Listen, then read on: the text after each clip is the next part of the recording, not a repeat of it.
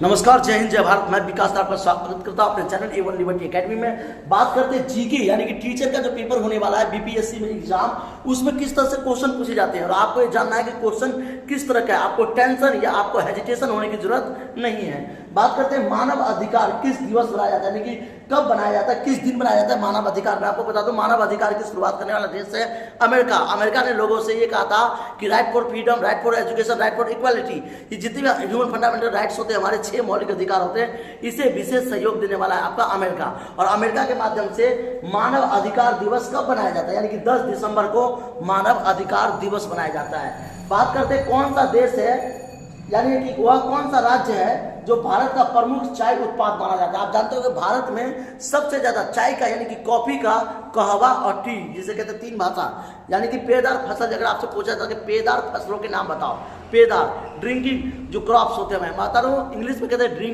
Drinking crops of agriculture. तो मैं बता दूं कौन सा राज्य है जो भारत का प्रमुख चाय उत्पाद माना जाता है, आसाम।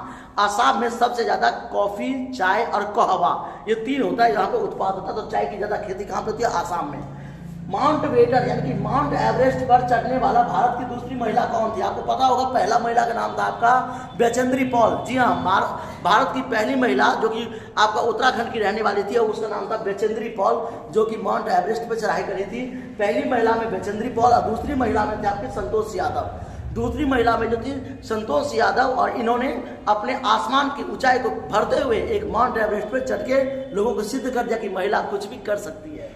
बात करते हैं माउंट एवरेस्ट पर चढ़ने वाली भारत की दूसरी महिला, तो याद रखिएगा संतोष यादव। और पहली महिला में अगर आपसे पूछा जाता तो पहला बताएंगे आप। पहला महिला में याद रखना आपको क्या नाम लेना है, वो है बैचेंद्री पॉल। दूसरा है भारतीय राष्ट्रीय कांग्रेस की प्रथम महिला अध्यक्ष कौन थी।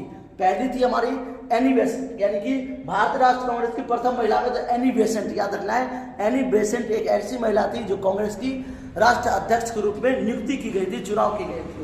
कांग्रेस की स्थापना आपका 28 दिसंबर 1885 में हुआ था। कांग्रेस ने देश को आजाद दिलाया था।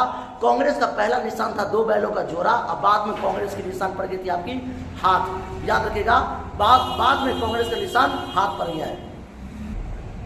कांग्रेस में जो था, याद रखिएगा, एनी बेसेंट पहली महिला थी जो कि उसका अध्यक्ष बनी थी कांग्रेस की। और कांग्रेस के संस्थापक थे A.O.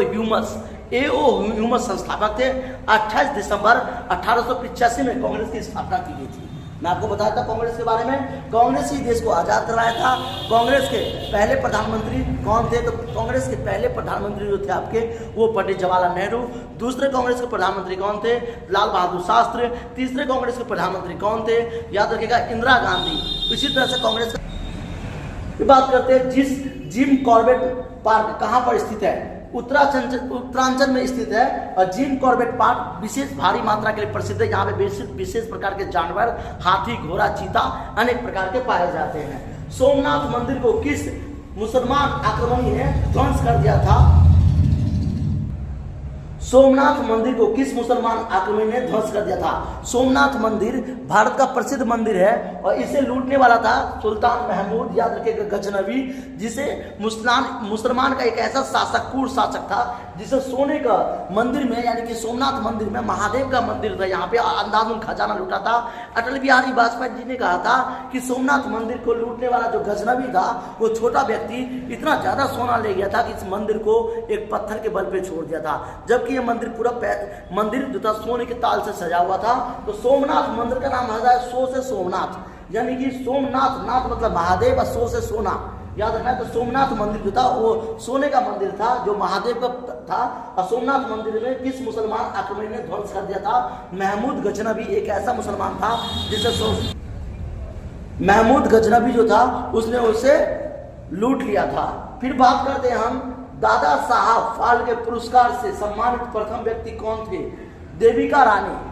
दादा साहब फाल्के जो थे वो भारत के पहले डायरेक्टर थे जिन्होंने सबसे अच्छे फिल्म बनाए थे, राजा हरिश्चंद्र, उसके बाद आपका आलम आरा, कई सारे मूवी थी, भारत की प्रसिद्ध मूवी रही।